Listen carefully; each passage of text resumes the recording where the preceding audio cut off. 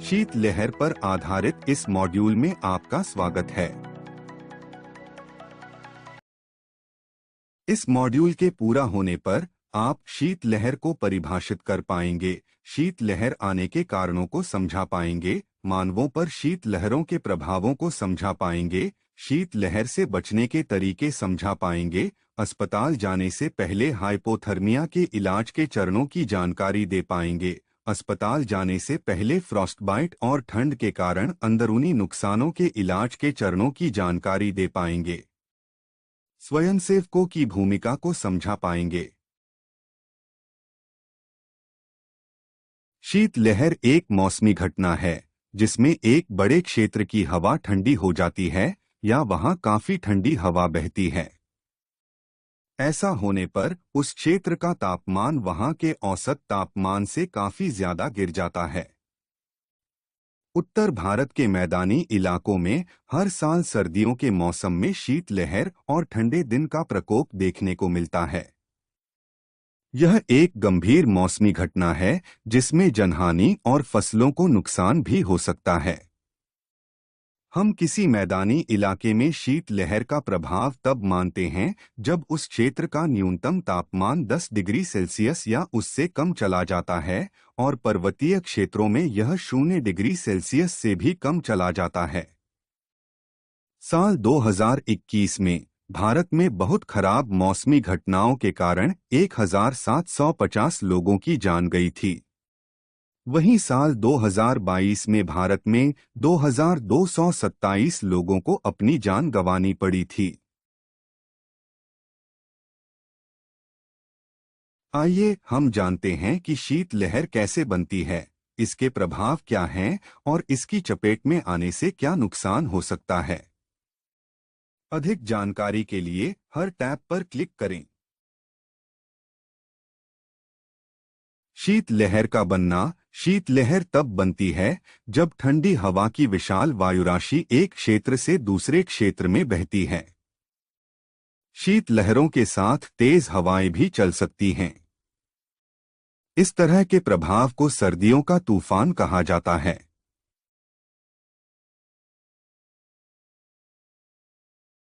Hypothermia और शीतदंश काफी ज्यादा और खासकर अप्रत्याशित सर्दी पड़ने की वजह से होता है। इस बीमारी में ऊतक क्षतिग्रस्त हो जाते हैं और अंग काम करना बंद कर देते हैं और जिसे चिकित्सीय इलाज की मदद से ही ठीक किया जा सकता है। इसमें मवेशियों और वन्यजीवों की मृत्यु होने के साथ साथ वे जख्मी भी हो सकते हैं। अगर शीतलहर के साथ भारी और लगातार बर्फबारी भी होती है तो चरकर अपना भरण पोषण करने वाले जंतुओं को पर्याप्त खाना नहीं मिलता है और वे भूखमरी या हाइपोथर्मिया के शिकार बन सकते हैं।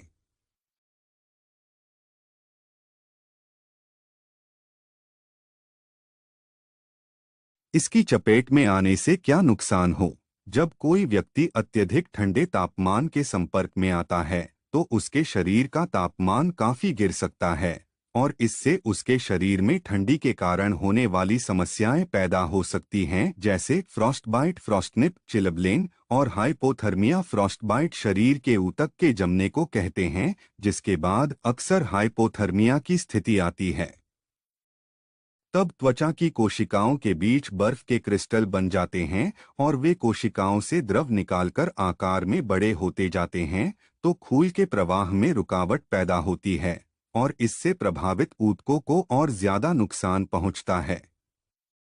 आमतौर पर इसका असर हाथों, पैरों, कानों, नाक और गालों पर होता है। फ्रॉस्टनिप फ्रॉस्टबाइट का कम गंभीर रूप है। लगातार ठंडी में रहने के कारण प्रभावित अंग सुन्न होता जाता है। फ्रॉस्टनिप से त्वचा हमेशा के लिए खराब नहीं होती है। चिलब्लेन 32 से 60 डिग्री फ़ारेनहाइट के बीच ठंडी, नम और आर्द्र मौसम में रहने के कारण होता है। खुली त्वचा के बार बार और लंबे समय तक यह स्थिति सिर्फ कुछ घंटों में ही बनने लगती है। कान, नाक, गाल और हाथ पैर की अंगुलियां इसमें सबसे ज्यादा प्रभावित होती हैं। हाइपोथर्मिया शरीर के सामान्य तापमान के 34.4 डिग्री सेल्सियस या 94 डिग्री फ़ारेनहाइट से नीचे चले जाने की स्थिति को कहते हैं। व्यक्ति पर इससे जुड़े नुकसान होने का खतरा भी होता है, जैसे कि डिहाइड्रेशन, शरीर में पानी की कमी और स्नो ब्लाइंडनेस।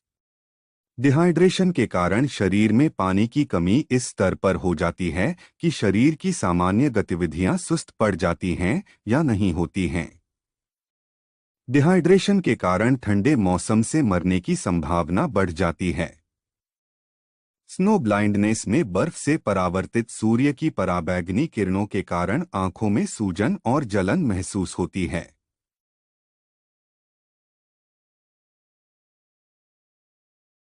आइए हम हाइपोथर्मिया के संकेत और लक्षणों के बारे में जानते हैं। जैसा कि हम बात कर चुके हैं कि अत्यधिक ठंड के संपर्क में आने से दो तरह की आपातकालीन स्थितियां पैदा हो सकती हैं, हाइपोथर्मिया और फ्रॉस्टबाइट, और शरीर को ठंड से होने वाले नुकसान, लोकल कोल्ड इंजरी। आइए हम इनके बारे में विस्तार से जानते हैं।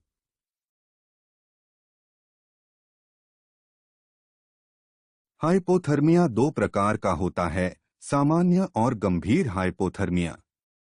इसके संकेतों और लक्षणों के बारे में अधिक जानकारी के लिए हर टैब पर क्लिक करें। हाइपोथर्मिया के संकेतों और लक्षणों में शामिल हैं सुस्त पुतलियां, जब पुतली खुली रोशनी में धीरे धीरे सिकुड़ती जाती हैं। अनियंत्रित रूप से ठिठुरना, कम तापमान के संपर्क में आने पर ठंड से ठिठुरना। ठंड लगना, इसमें ठंडे वातावरण में रहने के बाद शरीर को ठंडक महसूस होती है। ड्राउजीनेस, ऊंघ, यह दिन के दौरान सामान्य की तुलना में ज्यादा नींद महसूस करना है। ऊंघ महसूस करने वाले लोग न चाहते हुए भी सो सकते हैं। साफ न दिखना, इसका अर्थ न देख पाना या साफ तौर पर न देख पाना है। तेज सांस चलना, 1 मिनट में 20 से ज्यादा सांसें लेना है। धड़कन धीमी चलना, 1 मिनट में दिल का 60 बार से कम धड़कना।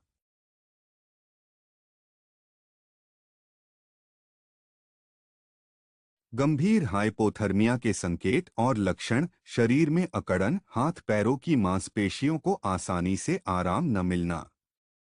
बहुत धीमे सांस चलना, आराम करते समय सांस लेने की दर 12 सांस प्रति मिनट से भी नीचे चली जाना। प्रतिक्रिया न दे पाना, किसी उद्दीपन या आदेश पर आसानी से प्रतिक्रिया न दे पाना। बहुत धीमी नाड़ी की दर, 45 से भी कम, जो कि नाड़ी की बहुत ज्यादा धीमी दर है। शरीर का न ठिठुरना, ठंडे वातावरण के संपर्क में आने के दौरान शरीर में गर्मी पैदा करने के लिए जरूरी अनैच्छिक शारीरिक कंपन प्रतिक्रिया का शुरू न होना। पुतलियों का स्थिर होकर फैल जाना, पुतलियां प्रकाश के स्तर में बदलाव के बावजूद भी फैल जाती हैं।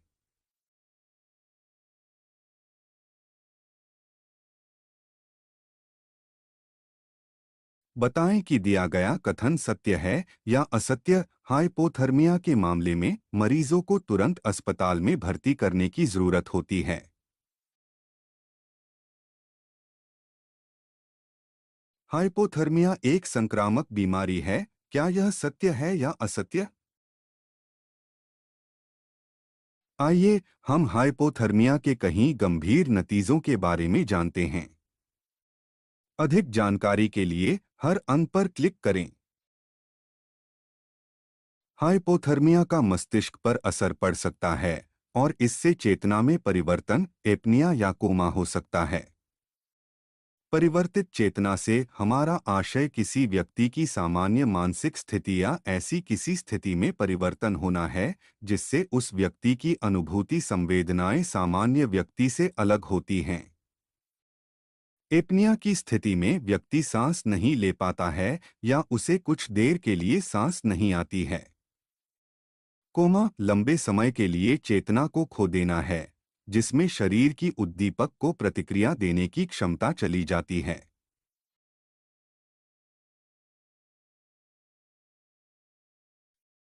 हाइपोथर्मिया का फेफड़ों पर खराब असर हो सकता है और इससे एस्पिरेशन न्यूमोनिया या एडल्ट रेस्पिरेटरी डिस्ट्रेस सिंड्रोम हो सकता है।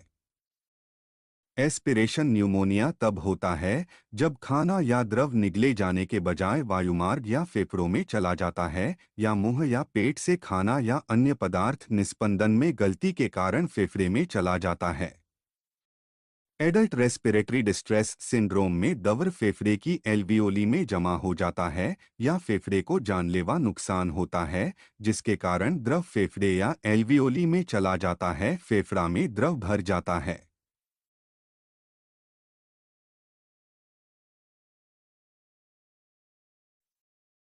हाइपोथर्मिया आंत को प्रभावित कर सकता है और इससे गैस्ट्रोइंटेस्टिनल जठरांत्र से खून बह सकता है, जिसमें पाचन तंत्र में गले से लेकर मलाशय तक कहीं भी शुरू होता है।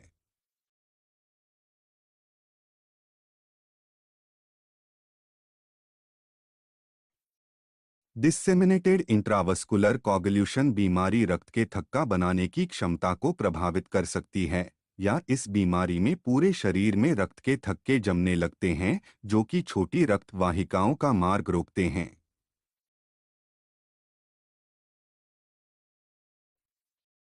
मरीज का गुर्दा गंभीर रूप से खराब हो सकता है। यह एक बीमारी है जिसमें वृक्क खून से अपशिष्ट खाने को अलग नहीं कर पाते हैं।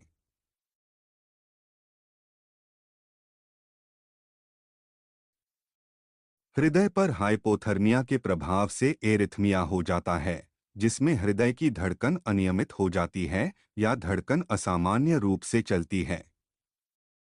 इसके कारण पल्सलेस इलेक्ट्रिकल एक्टिविटी हो सकती है।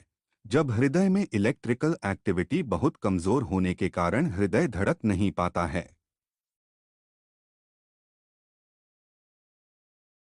आइए हम हाइपोथर्मिया के लिए अस्पताल ले जाने से पहले जाने वाले उपायों के बारे में जानते हैं। प्रोटोकॉल के अनुसार सर्वमान्य सावधानियों को अपनाएं, प्रभावित जगह को सुरक्षित करें और ईएमएस को सूचना दें। प्रभावित व्यक्ति की स्थिति का शुरुआती आकलन करें और उसके शरीर की जांच करें। व्यक्ति को घेरकर खड़े न हों और जरूरत होने पर ऑक्सीजन दें। मरीज को ठंडे वातावरण में न ठहरने दें। मरीज से गीले कपड़ों को उतार दें और उसे कंबल से ढक दें। मरीज को सूखा रखें। अगर मरीज होश में है तो उसे धीमे धीमे गर्म पेय पदार्थ पिलाएं। जिंदा होने के संकेतों की लगातार जांच करते रहे। आइए अब हम फ्रॉस्टबाइट या लोकल कोल्ड इंजरी के लिए अस्पताल ले जाने से पहले किए जाने वाले उपायों के बारे में जानते हैं।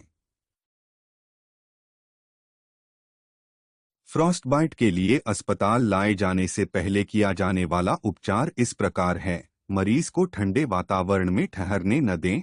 रोगी को सुन्न पैर से चलने न दें। सुन्न हुए भाग की सुरक्षा करें ताकि उसे और चोट न लगे और वह दोबारा से सुन्न न पड़े। प्रभावित भाग को सुखाकर उस पर एक साफ पट्टी बांध दें। अगर उंगलियां भी प्रभावित हुई हैं तो उंगलियों के बीच पट्टी रखें। अगर प्रभाव सतही तौर पर है तो अंगुलियों को ढक दें और उन्हें गर्म रखें।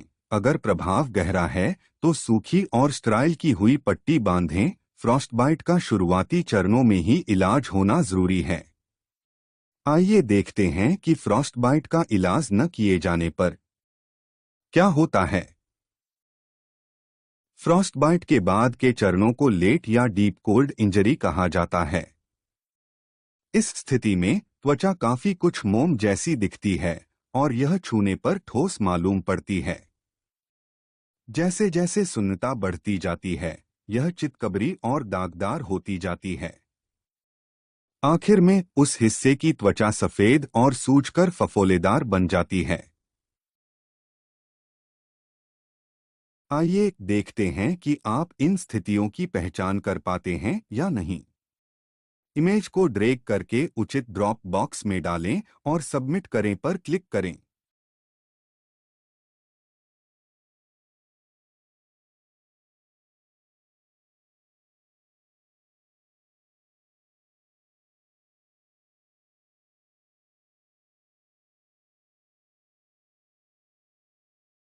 सवाल का जवाब दें। उचित जवाब चुनें और सबमिट करें पर क्लिक करें।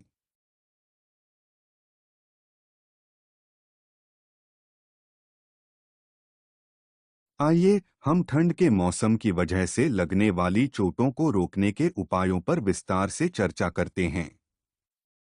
शरीर के तापमान में अचानक से गिरावट न आने दें, जिससे दिल का दौरा या आघात पड़ सकता है। सिर और गर्दन को ढक दें। शरीर की 80% गर्माहट यहीं से निकलती है। तापमान को बनाए रखने के लिए सिंथेटिक और प्राकृतिक रेशों का इस्तेमाल करें। ठंडे इलाकों में ज्यादा देर तक न रुकें। अगर आपको ठंडी में बाहर निकलना पड़े तो सिर्फ आश्रय स्थल में रुकें। ठंडी के मौसम से बचाने वाली किट तैयार करें और इसे पहुंच में रखें। थोड़ी थोड़ी देर पर गर्म पानी पीते रहें। आइए हम जानते हैं कि इस किट में क्या होना चाहिए।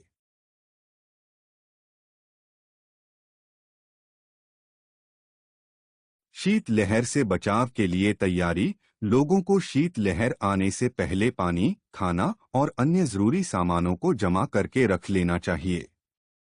ऐसे कपड़े पहनें जिनसे आपको गर्माहट महसूस हो। अगर बाहर जाना हो तो कई परतों में कपड़े पहनें। अंगीठी या स्टोव में इस्तेमाल की जाने वाली लकड़ी के लिए मोमबत्ती, फ्लैशलाइट, पोर्टेबल फ्यूल और माचिस साथ रखें। अस्पतालों को शीत लहर से पीड़ित रोगियों के इलाज के लिए तैयार रहना चाहिए। आइटम देखने के लिए किट पर क्लिक करें। ठंड के मौसम से बचाने वाली किट में ये चीजें होनी चाहिए। वाटरप्रूफ माचिसें, आग जलाने वाले सामान जैसे मोमबत्ती, मैग्नीशियम की माचिस, lighter, pressure bandage, cold climate lip balm, धूप का चश्मा, एक से ज्यादा कामों में इस्तेमाल होने वाला चाकू।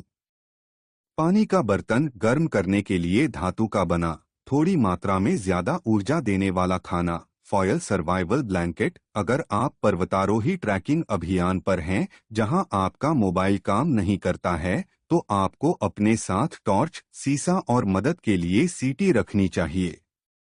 अगर आप कहीं रास्ता भूल जाएं, तो उस स्थिति के लिए आपके पास एक कंपास भी होना चाहिए।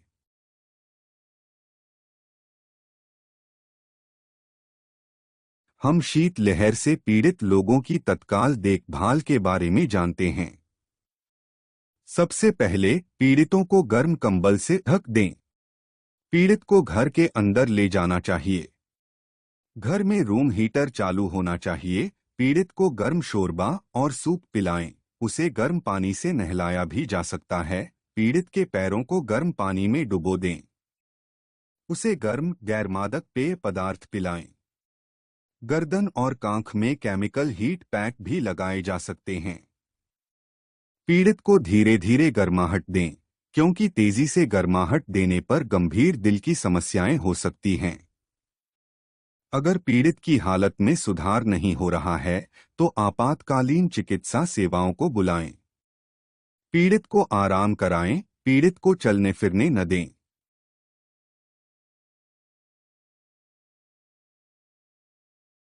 शीतलहर से पीड़ित किसी व्यक्ति की देखभाल कैसे करें? उसका इलाज कराएं। उस व्यक्ति को ठंडी जगह से बाहर निकालें। उसके भीगे हुए कपड़े उतार दें। पीड़ित के शरीर के मध्य भागों, छाती, गर्दन, सिर, कमर को गर्माहट दें। उसे सीधे गर्माहट न दें, बल्कि गर्म कंबल, तौलिया, कपड़े से लिपटी पानी की गर्म बोतल या शरीर से शरीर की गर्माहट दें। पीड़ित के शरीर की मालिश न करें और न ही उसे घिसें। पीड़ित के शरीर को स्थिर रखें। अगर वह व्यक्ति जागा हुआ है, तो गर्म पेय पदार्थ उसकी मदद कर सकता है। उसे शराब न पिलाएं। अगर व्यक्ति प्रतिक्रिया नहीं कर रहा है, तो उसे सीपीआर दिया जाना चाहिए जब तक उसके शरीर को गर्माहट दी जा रही है। यह कभी न माने कि वह व्यक्ति मर चुका है।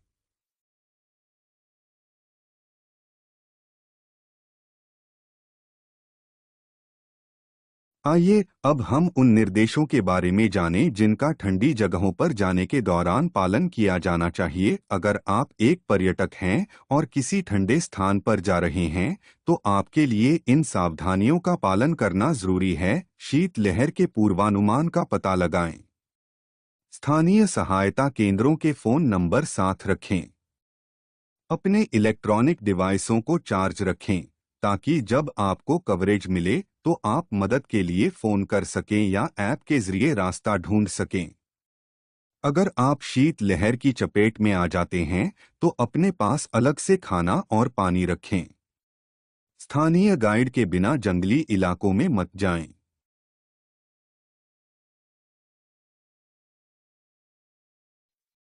इसके साथ हम इस मॉड्यूल के अंतिम पड़ाव पर पहुंच चुके हैं। आइए हम इस मॉड्यूल में बताए गए अहम बिंदुओं को दोहरा लेते हैं। शीतलहर का निर्माण तब होता है जब ठंडी हवा एक बड़ी मात्रा में एक क्षेत्र से दूसरे क्षेत्र में प्रवाहित होती है। हाइपोथर्मिया और फ्रॉस्टबाइट काफी ठंडी की वजह से होने वाली दो प्रमुख समस्याएं हैं, जिनसे पीड़ित व्यक्ति की कभी कभी मौत भी हो जाती है। इसके सामान्य संकेतों और लक्षणों में नेत्र दृष्टि खोना, कंपकपाहट महसूस होना, प्रतिक्रिया न देना, धीमी धड़कन और सुस्ती आना शामिल है। पीड़ित को गर्म और सूखे वातावरण में रखकर और उसे गर्म पेय पदार्थ पिलाकर हाइपोथर्मिया का इलाज किया जा सकता है। फ्रॉस्टबाइट में पीड़ित को ठंडी जगह से निकालकर उसके ठंड से प्रभावित अंगों पर साफ पट्टियां लगाकर पीड़ित का इलाज किया जाता है। उचित सावधानियां बरतकर ठंडी के मौसम से लगने वाली चोटों से बचाव किया जा सकता है। अब इस विषय के बारे में आपकी समझ को परखने की बारी है। हर सवाल के लिए समान अंक तय किए गए हैं। आपको इस टेस्ट में सफल होने के लिए कम से कम 60% अंक हासिल करने होंगे। सवालों को ध्यान से पढ़ें और उचित विकल्पों को चुनें।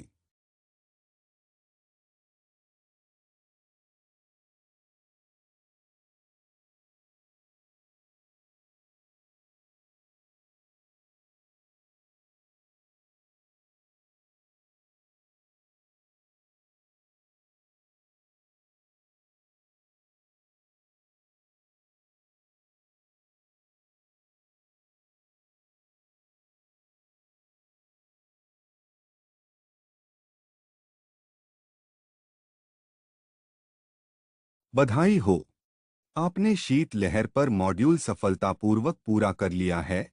आप वापस जा सकते हैं और ऐसी किसी भी चीज की जांच कर सकते हैं जिसके बारे में आप अनिश्चित हैं।